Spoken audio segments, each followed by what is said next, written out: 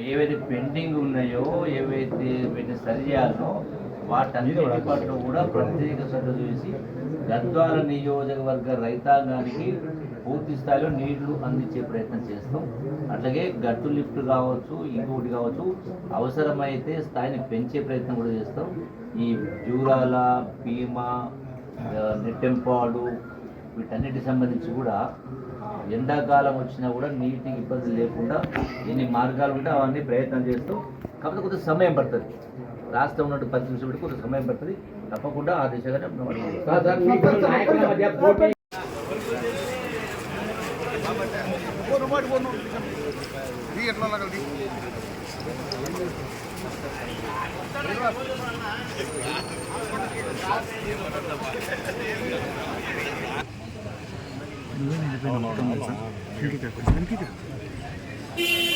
Sir మంత్రి sir ఉంటాం.